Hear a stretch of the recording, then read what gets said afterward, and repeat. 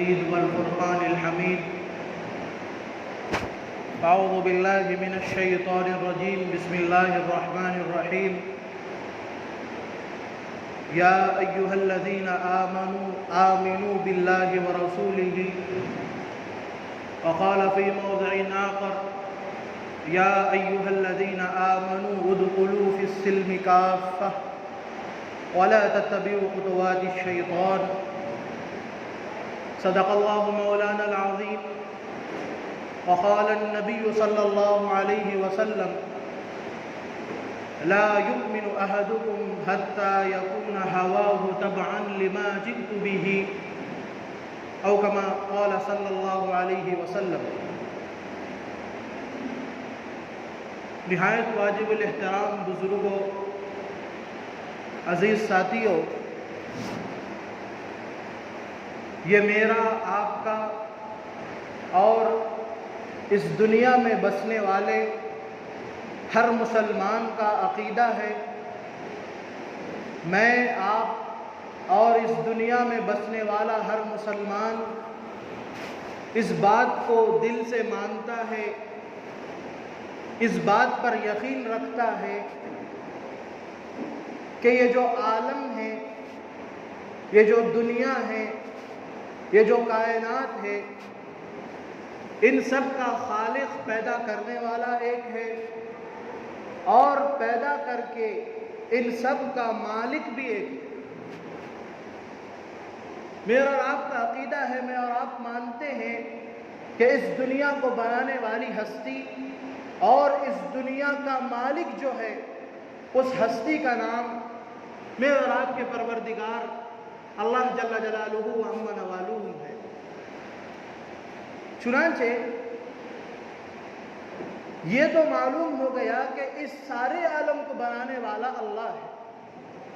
اللہ تبارک و تعالیٰ نے انسانوں کو جو آنکھوں میں دیکھنے کی صلاحیت دی ہے، انسان جب اپنی آنکھ کا پاور اور آنکھ کا استعمال کرتے ہوئے اس دنیا میں چیزوں کو دیکھتا ہے، اس دنیا میں بنی ہوئی، اس دنیا میں بسی ہوئی اللہ کی مخلوق کو دیکھتا ہے، جب انسان اپنی آنکھ کا استعمال کرتے ہوئے بلند و بالا پہاڑ کو دیکھتا ہے، جب انسان اپنی آنکھ کا استعمال کرتے ہوئے بہتے ہوئے دریا کو دیکھتا ہے، سمندروں کو دیکھتا ہے، جب انسان اپنی آنکھ کا استعمال کرتے ہوئے یہ ہرے بھرے درختوں کو دیکھتا ہے، تو انسان کے دل میں یہ بات آتی ہے کہ اس کے بنانے والا کوئی ہے، کیونکہ یہ اتنا بلند آسمان بغیر کسی پلر کے، بغیر کسی ستون کے یوں قائم نہیں ہو سکتا.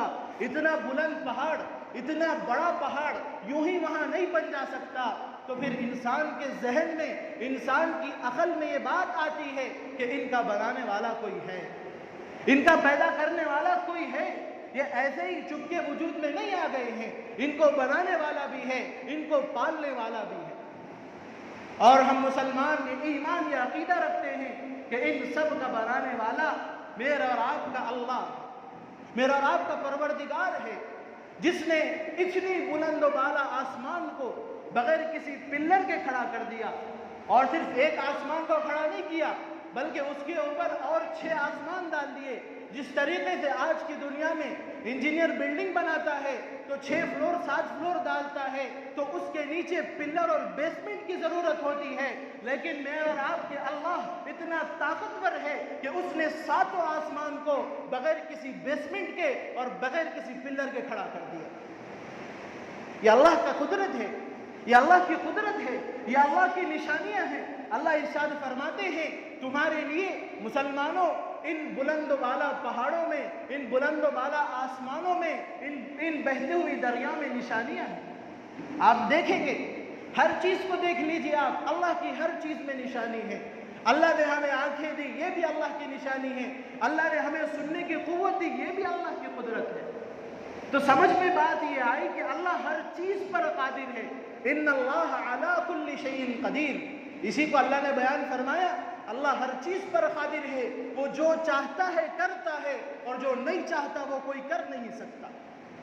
ساری دنیا والے، سارے انسان، سارے سائنٹسٹ، سارے سائنسدان مل کے اگر کوئی اچھا کام، اگر کوئی اچھی چیز اس دنیا میں لانا چاہے اور میرا اور آپ کا پروردگار اس کو روکنا چاہے تو خدا کی قسم وہ سائنٹسٹ اسے لا نہیں سکتا۔ اور اگر سارے دنیا کے مسلمان اپنی ساری 100% کا پاور استعمال کرتے ہوئے اگر کسی چیز کو اس دنیا سے روکنا چاہے اور اللہ اس چیز کو دینا چاہے، خدا کی قسم وہ سائنٹسٹ اسے روک نہیں سکتے۔ دنیا میں کسی کی طاقت نہیں ہے اس اللہ کے اس حکم کو روکنے کی۔ دنیا کا ہر پتا اللہ کے حکم سے ہلتا ہے۔ آپ اللہ کی نشانیوں کو دیکھتے جائیے۔ مثال کے طور پر ایک چھوٹی سی چیز لے لیجئے، ایک گائے۔ اللہ تبارک و تعالیٰ نے گائے کو بنایا۔ اب گائے کو دیکھو اب کتنا عجیب بنایا، کتنا اچھوتا اللہ نے بنایا۔ اب گائے چارہ کھاتی ہے، گھاس چرتی ہے، پانی پیتی ہے، اور جب یہ گھاس اور پانی، یہ چارہ گائے کے اندر جاتا ہے تو آپ دیکھیے وہی چارہ اس کا خون بنتا ہے، پھر اللہ تبارک و تعالیٰ اسی کے اس خون سے دودھ بناتا ہے۔ آپ بتائیے کیا کوئی سائنٹسٹ اس دنیا میں موجود ہے جو یہ ایسی مشین لائے کہ وہ پانی پیے اور چارہ اور گھاس کھا کر دودھ دے؟ کوئی نہیں لا سکتا۔ قیامت ہو جائے گی، یہ دنیا ختم ہو جائے گی، کوئی ایسے مشین تیار نہیں کر سکتا جو چارہ کھا کے، جو پانی پی کے ایک دودھ دینے والی مشین کو تیار کر سکے۔ اسی طریقے سے یہ تو گائے بہت بڑی دکھنے میں، سائز کی بڑی ہے۔ آپ لے لیجئے چھوٹی سی شہد کی مکھی ہے، اتنے سائز کی ہوتی ہے، 1 سینٹی میٹر سائز کی مکھی ہے، لیکن جب وہ پھول پہ بیٹھتی ہے اور پھول پہ بیٹھ کے پھول کا رس چوستی ہے اور پھر شہد نکالتی ہے، کیا کوئی ہے، کیا کوئی سائنٹسٹ اس دنیا میں موجود ہے، کیا کوئی عقل مند اس دنیا میں موجود ہے جو ایسی مشین بنا سکے کہ وہ پھول کا رس چوس کے شہد دے سکے؟ قیامت ہو جائے گی، دنیا ختم ہو جائے گی، انسان کی عقل، میری اور آپ کی عقل سوچتے سوچتے ختم ہو جائے گی کہ ایسی مشین ہم کہاں سے لائے۔ یہ اللہ کی قدرت ہے، یہ اللہ کی نشانی ہے کہ ایک جانور گھاس کھاتا ہے، ایک جانور چارہ چرتا ہے اور پانی پیتا ہے، وہ چارہ اس کے اندر جا کر دودھ بن کے نکل رہا ہے۔ ایک چھوٹی سی مکھی، شہد کی مکھی، ہاتھ ہم یوں ماریں گے تو مسل جائے گی، مر جائے گی۔ اس چھوٹی مکھی کے اندر اللہ نے اتنی طاقت اسے دی ہے کہ وہ پھولوں پہ بیٹھتی ہے، رس چوستی ہے اور پھر جا کے شہد نکالتی ہے۔ یہ اللہ کی قدرت ہے، یہ اللہ کی نشانیاں ہیں۔ آپ دیکھیے ایک ہی چیز ہے، آپ لے لیجئے ایک بکری کو لیجئے اور ایک ریشم کے کیڑے کو لیجئے۔ بکری بھی شہتوت کا پتا کھاتی ہے اور ریشم کا جو کیڑا ہوتا ہے، سلک ورم جسے کہتے ہیں، وہ بھی شہتوت کا پتا کھاتا ہے، لیکن بکری وہی شہتوت کا پتا کھا کر دودھ دے رہی ہے اور وہ ریشم کا کیڑا وہی پتا کھا کر ریشم نکال رہا ہے۔ کتنی عجیب اللہ کی قدرت ہے، اللہ کی عجیب قدرت ہے۔ ہم سوچیں گے تو ہمیں سمجھ میں نہیں آئے گا، اللہ اتنی قدرت والا ہے، اللہ اتنی مالک والا ہے، پیدا بھی اس کو اللہ نے کیا ہے، اس کا رزق بھی اللہ دے رہا ہے، اور جب موت آئے گی اس کی اللہ ہی موت لے گا۔ یہ اللہ کے قبض قدرت میں ہے۔ چنانچہ اب دیکھیے آپ اس کے بالمقابل، اس کے اپوزٹ انسانوں کو دیکھیے آپ۔ انسان کیا کرتے ہیں؟ پھل کھاتے ہیں، ترکاریاں کھاتے ہیں، چاول کھاتے ہیں، غلہ اناج کھاتے ہیں، گوشت کھاتے ہیں، ہر چیز جو حلال ہے اسلام میں ہم مسلمان کھاتے ہیں، لیکن ہم کیا نکال رہے ہیں؟ ذرا سوچئے کبھی آپ اس پہ۔ ہم تو ہر چیز کھا رہے ہیں، اللہ کی ہر نعمت کھا رہے ہیں، لیکن ہم سے جو نکل رہا ہے وہ اتنا گندا اور غلیظ چیز ہے کہ تھوڑی دیر ہم اس کے بازو ٹھہرنا بھی گوارا نہیں کرتے، تھوڑی دیر ہم اس کی بو سننا بھی گوارا نہیں کرتے۔ وہ ہماری ضرورت ہے۔ تو آپ سوچئے کہ ایک طرف جانور ہے، اللہ ان کو کھلا کے ان کے اندر سے دودھ نکال رہا ہے، اللہ ان کو کھلا کے ان کے اندر سے شہد نکال رہا ہے، اللہ ان کو کھلا کے ان کے اندر سے سلک نکال رہا ہے، لیکن ہم انسان ہیں، اللہ ہمیں کھلا کے ہمارے اندر سے غلاظت نکال رہا ہے۔ یہ کیا مقصد ہے اللہ کا، سمجھ میں نہیں آیا۔ تو محترم بزرگوں اور دوستو، اس کا جواب علماء نے یہ لکھا ہے کہ انسان کو اللہ نے ان ضرورتیوں کے واسطے پیدا نہیں فرمایا، انسان کو کسی ضرورت کے واسطے اللہ نے پیدا نہیں فرمایا، مکھی کو پیدا فرمایا، شہد نکلتا ہے، انسان کی ضرورت ہے۔ گائے کو پیدا فرمایا، دودھ نکلتا ہے، انسان کی ضرورت ہے۔ ریشم کا کیڑا ہے، ریشم کا کپڑا نکلتا ہے، انسان کی ضرورت ہے۔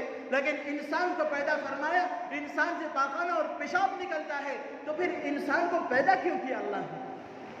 فرمایا وَمَا خَلَقْتُ الْجِنَّ وَالْإِنسَ إِلَّا لِيَعْبُدُونَ۔ ہم نے گائے کو پیدا فرمایا، انسانوں کو دودھ دینے کے لیے پیدا فرمایا۔ ہم نے شہد کی مکھی کو پیدا فرمایا، انسانوں کو شہد دینے کے لیے پیدا فرمایا۔ ہم نے ریشم کے کیڑے کو پیدا فرمایا، تو ریشم کے کیڑے سے ریشم کا کپڑا انسانوں کو دینے کے لیے فرمایا۔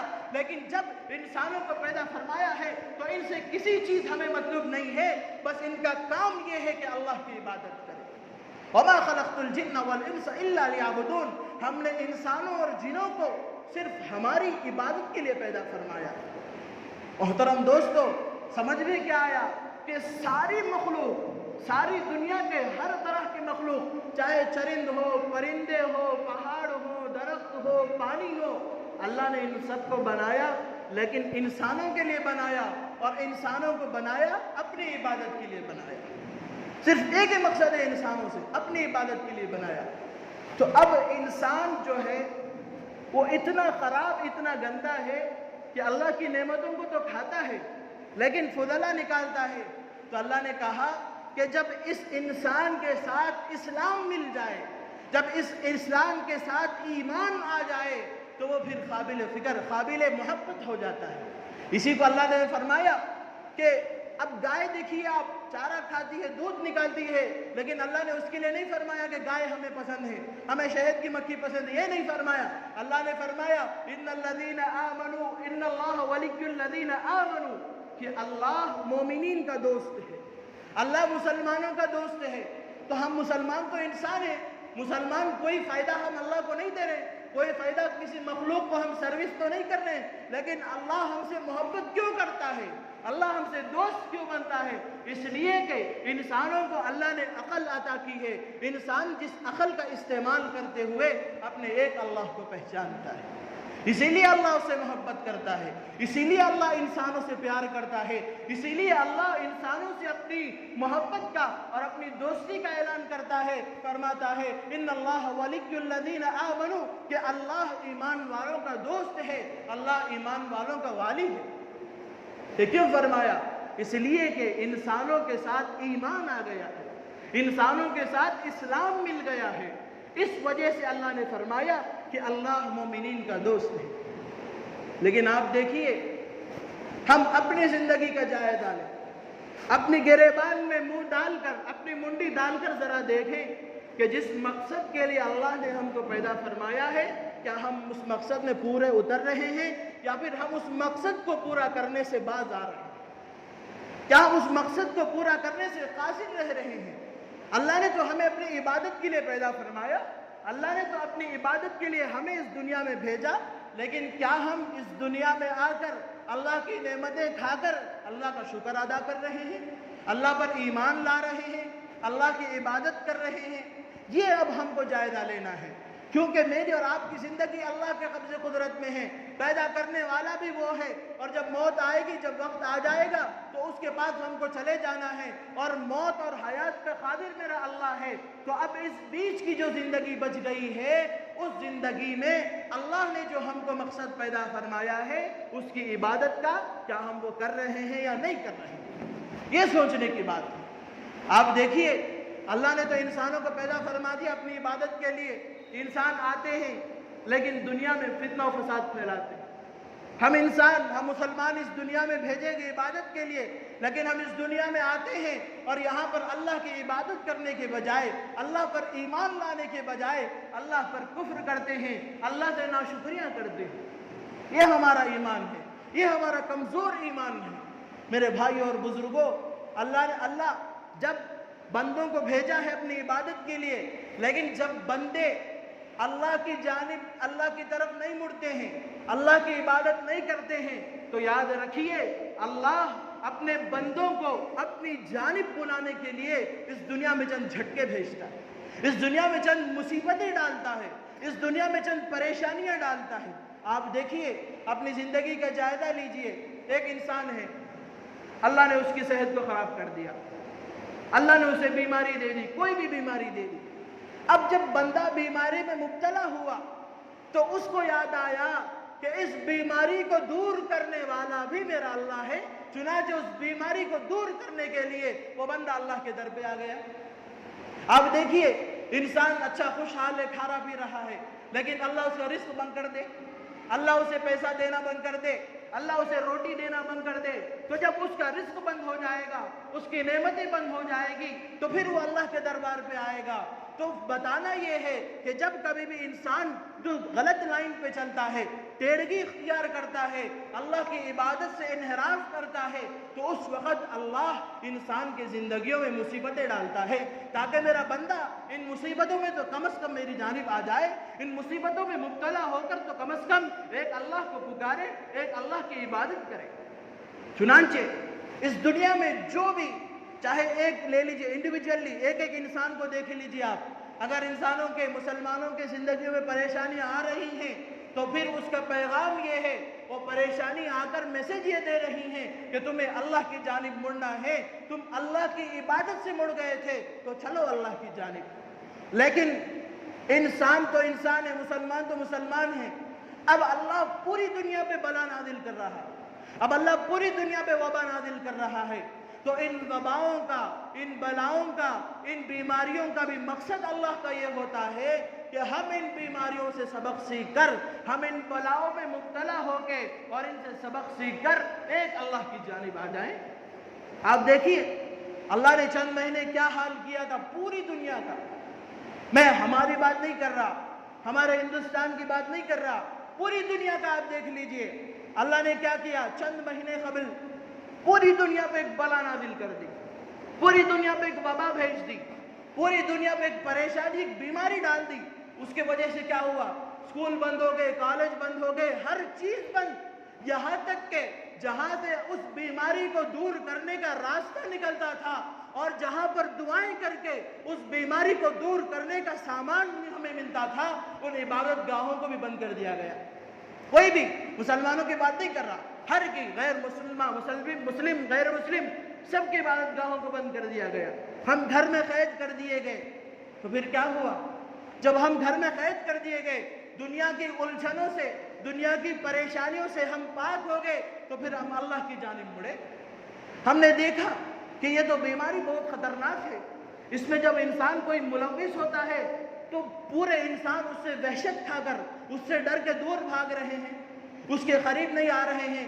رشتہ دار تو بہت دور کی بات ہے، بیٹا اور بیوی قریب نہیں آ رہا ہے، اپنی جو زندگی ساتھ نبھائی ہے وہ بیوی تک اس مریض کے قریب نہیں آ رہا ہے، اور جب اس کی موت آ رہی ہے تو اس کو اس طریقے سے اس کو دفن کیا جا رہا ہے کہ بہت دردناک موت، عذاب والی موت ہمیں دکھائی دے رہی تھی کہ اللہ اکبر، یہ کیسا ہو گیا کہ اتنی شدید موت اللہ دے رہا ہے، اتنی دردناک موت اللہ نے دی ہے کہ ہم جب دفن کرنے جائیں تو صرف اسے ڈنڈوں سے ڈھکل دیا جا رہا تھا خبروں میں۔ تو جب یہ سارے ماحول بنا دنیا میں تو ہم نے کیا کیا؟ ان سارے ماحولوں سے ڈر گئے، ان سارے انوائرمنٹ سے ڈر گئے، ہم یہ سارے حالات دیکھ کے ڈر گئے، اور ڈر کے ایک اللہ کی جانب پکارے کہ اللہ ہمیں معاف کر دے، ہم نے غلطی کی تھی۔ تو پھر جب اللہ سے ہم رجوع ہوئے، اس اسنا میں بہت نیکیاں تھیں، رمضان آیا، رمضان میں ہم بھی الحمدللہ مسلمان کا ہر گھر آباد ہو گیا تھا، ہر گھر سے اذانیں ہو رہی تھی۔ وہ لوگ جو پوری زندگی میں قرآن مکمل نہیں سنے، اللہ کے فضل و کرم سے اس رمضان میں پورا قرآن سننے کا انہیں موقع ملا، تراویح پڑھنے کا موقع ملا، روزہ رکھنے کا موقع ملا۔ یہ ساری کی ساری ہماری زندگی میں جو بدلاؤ آیا تھا، ہماری زندگی میں جو چینج آیا تھا، میرے دوست اور بزرگوں، غور کرنے کی بات یہ ہے، کیا ان حالات کے جانے کے بعد بھی ہماری زندگیوں میں وہ چینج باقی ہے، وہ بدلاؤ باقی ہے؟ چھوٹی سی مثال لے لیجئے، کسی پہ تنقید نہیں ہے، چھوٹی سی مثال لے لیجئے، لاک ڈاؤن ہوا تھا، کورونا وائرس کا ہر طرف زمانہ چل رہا تھا، اس وقت مسجدیں بند کر دی گئی تھی، مسجدوں میں آنے پر پابندی لگا دی گئی تھی۔ اس وقت مسلمانوں میں اتنا جذبہ آ چکا تھا کہ ہر فرد یہ چاہتا تھا کہ جو 5 مصلی مسجد میں نماز پڑھ رہے ہیں ان میں میں ایک ہو جاؤں، مجھے کیوں مسجد سے روکا جا رہا ہے، میں بھی مسجد میں جا کے نماز پڑھوں گا۔ لیکن میرے دوست اور بزرگوں، میرے عزیز نوجوانوں، غور کرنے کی بات یہ ہے کہ جس طریقے سے ہمارے اندر بدلاؤ اس لاک ڈاؤن کے زمانے میں آیا تھا، تو وہ ساری مشکلیں جانے کے بعد کیا ہمارے اندر وہ بدلاؤ ہے؟ کیا ہم اسی طریقے سے مسجد کو آنا چاہتے ہیں؟ کیا ہم اسی طریقے سے اللہ کی عبادت کر رہے ہیں؟ میرے دوستوں اور بزرگوں، یہ یاد رکھیے کہ اللہ اس قوم کی حالت اس وقت تک نہیں بدلتا جب تک کہ اس قوم کو خود فکر ہو اپنی حالت کے بدلنے کی۔ اللہ نے فرمایا، کیا فرمایا؟ کہ ہم کسی قوم کی حالت اس وقت تک نہیں بدلیں گے، ان کو ایک ایمان پر، ان کو سیدھے راستے پر اس وقت تک نہیں لائیں گے جب تک کہ وہ خود سیدھے راستے پر آنا چاہیں، وہ خود اللہ کی عبادت کرنا چاہیں۔ تو محترم بزرگوں اور دوستوں، ہمارے چاہنے سے اللہ زندگی بدلتا ہے، ہمارے چاہنے سے اللہ زندگی بدلتا ہے۔ کسی شاعر نے کیا خوب کہا ہے، آج تک اللہ نے اس قوم کی حالت نہیں بدلی کہ جس کو نہ ہو فکر خود اپنی حالت کے بدلنے کا۔ ہاں، ہمیں فکر نہیں ہے، ہمیں اپنی حالتوں کی اگر فکر نہیں ہے، ہمیں اپنی زندگی کو چینج کرنے کی فکر نہیں ہے، تو محترم بزرگوں، عزیز نوجوانوں، یہ یاد رکھو کہ اللہ کو بھی کوئی پرواہ نہیں کہ تم کس جہنم میں جاؤ، اللہ کو بھی کوئی پرواہ نہیں کہ تم کس عذاب میں مبتلا ہو جاؤ۔ یہ تو اللہ کا رحم ہے۔ اللہ نے اپنے رسول سے وعدہ کیا تھا کہ ہم اس امت کو بڑے عذاب میں مبتلا نہیں کریں گے، اسی وقت سے آج تک ہمارے اندر عذاب نہیں آیا، لیکن ہمارے اعمال اتنے برے تھے، ہماری نمازیں، ہمارے روزے اتنے برے تھے کہ آج تو ہمارے اندر عذاب آ جانا چاہیے۔ آپ دیکھیے پورے عالم میں مسلمانوں کا حال دیکھیے، مسلمان ہر طرف ستائے جا رہے ہیں، مسلمان ہر طرف کاٹے اور پاٹے جا رہے ہیں۔ پوری عالم کی بات کر رہا ہوں، اور خصوصاً ہمارے اس ملک ہندوستان میں تو مسلمانوں کا حال بہت رحم کرنے والا ہے۔ آپ کو معلوم ہے کیا چھپی چھپائی بات ہے، بابری مسجد کا آپ کو معلوم ہے، اس کے بعد جو فیصلہ آیا وہ تو آپ کو معلوم ہے، لیکن یہ ساری کی ساری مشکلیں، یہ ساری کی ساری پریشانیاں مسلمانوں پہ کیوں آ رہی ہیں؟ اس لیے کہ ہم نے اپنے اللہ کو بھول گئے، ہم ایمان چھوڑ دیے، ہمارے ایمان کے اندر اتنی طاقت نہیں رہی ہے۔ حالانکہ اللہ قرآن میں بیان فرما رہا ہے وَأَنْتُمُ الْأَعْلَوْنَ إِن كُنتُم مُؤْمِنِينَ۔ اللہ نے قرآن میں سولوشن دے دیا، اللہ نے قرآن میں ایک سیدھا راستہ، ایک پرابلم کا سولوشن اور حل بتا دیا کہ اگر تم ایمان والے رہو گے تو تم ہی بلند رہو گے، تم ہی فرسٹ نمبر پر رہو گے، کسی قوم کے اندر یہ جرت نہیں ہوگی کہ وہ تمہیں نیچا کر سکے۔ تو میرے بھائیوں، عزیز دوستوں، نوجوانوں، آپ سے یہ گزارش ہے کہ آج ہم ہمارے اندر صحابہ والا جیسا ایمان پیدا کریں، کیونکہ جب صحابہ والا جیسا ایمان ہمارے اندر آ جائے گا تو اس وقت پھر اللہ کی مدد ہمارے ساتھ ہوگی، اور دنیا میں کسی قوم کے اندر اتنی طاقت نہیں ہوگی کہ وہ مسلمانوں کو نیچا دکھا سکے، کسی قوم کے اندر یہ طاقت نہیں ہوگی کہ وہ مسلمانوں کو مغلوب کر سکے، مسلمان ہی ہمیشہ فرسٹ نمبر پر رہیں گے۔ اللہ نے سولوشن بتا دیا، صرف ایک کام کرنا ہے کہ ایمان والے بن جاؤ۔ ایمان والے بن جانے کا مطلب کیا ہے؟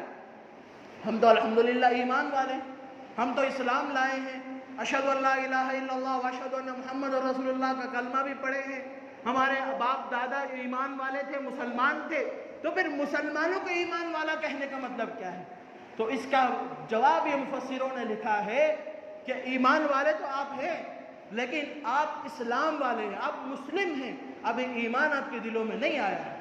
وَلَمَّا يَدْخُلِ الْإِيمَانُ فِي قُلُوبِكُمْ، جب تک کہ تمہارے دلوں میں ایمان داخل نہیں ہو جائے، جب تک کہ تمہارے دلوں میں اسلام داخل نہیں ہو جائے، جب تک تم اپنے دل سے ایمان کو نہیں مان لیتے، جب تک تم اپنے دل سے ایک اللہ کی عبادت نہیں کر لیتے، اس وقت تک تم ایمان والے نہیں۔ یہ قرآن نے بیان کیا، یہ اللہ کے رسول نے حدیث میں بیان کیا کہ اللہ کے رسول نے فرمایا لا یؤمن احدکم حتی یکون ہواہ تبعا لما جئت بہ، کہ تم میں سے کوئی بھی اس وقت تک ایمان والا نہیں ہو سکتا جب تک کہ اس کی خواہشات، اس کے دلی خواہشات، اس کے نفسانی خواہشات اللہ اور اس کے رسول کے مطابق نہ ہو جائے۔ تو محترم بزرگوں اور دوستوں، عرض بات اتنی کرنی ہے کہ ہماری خواہشات، ہمارا اٹھنا، ہمارا جینا، ہمارا مرنا، ہمارا کھانا، ہمارا پینا، ہمارے گھروں کا ماحول، ہمارے بچوں کی تربیت، الغرض جو بھی چیز اس دنیا میں ہم کر رہے ہیں وہ اسلام کے مطابق ہو جائے، اللہ کی رضا کے مطابق ہو جائے، نبی صلی اللہ علیہ وسلم کے طریقے کے مطابق ہو جائے، صحابہ کے طریقے پر عمل کر لیں تو انشاءاللہ ہم اس دنیا میں بھی کامیاب ہو جائیں گے، آخرت میں بھی کامیاب ہو جائیں گے۔ ورنہ یاد رکھیں، اگر ہم اللہ سے ایسے ہی دور رہے، اللہ کی عبادت سے دور رہے، اپنی زندگیوں میں ایمان نہیں لائے، اپنے بچوں کی تربیت اسلام کے طریقے پر نہیں کی، ہم صحابہ کے طریقے پر نہیں چلے، تو یاد رکھیں مسلمانوں، اللہ کو کوئی پرواہ نہیں ہے اللہ تمہیں کس جہنم میں مبتلا کرے گا، کس عذاب میں مبتلا کرے گا، اللہ کو اس کی کوئی پرواہ نہیں ہے۔ لیکن اگر آپ بدلنا چاہتے ہیں، اگر آپ اپنی زندگیوں کو بدلنا چاہتے ہیں، تو پھر اللہ کی طرف سے بھی وعدہ ہے کہ جو میری طرف ایک قدم کے چل کے آئے گا، میں اس کی طرف 10 قدم دوڑ کے آؤں گا۔ تم چل کے آؤ، میں دوڑ کے آؤں گا، یہ اللہ کا وعدہ ہے۔ اللہ ہم سب کو عمل کی توفیق نصیب فرمائے۔ اللہ ہمارے دلوں میں، ہمارے گھروں میں، ہمارے بچوں کی تربیت اسلام کے مطابق، ایمان کے مطابق، نبی کے طریقے کے مطابق اور صحابہ کے طریقے کے مطابق کرنے کی توفیق نصیب فرمائے۔ آمین وآخر دعوانا الحمدللہ رب العالمین۔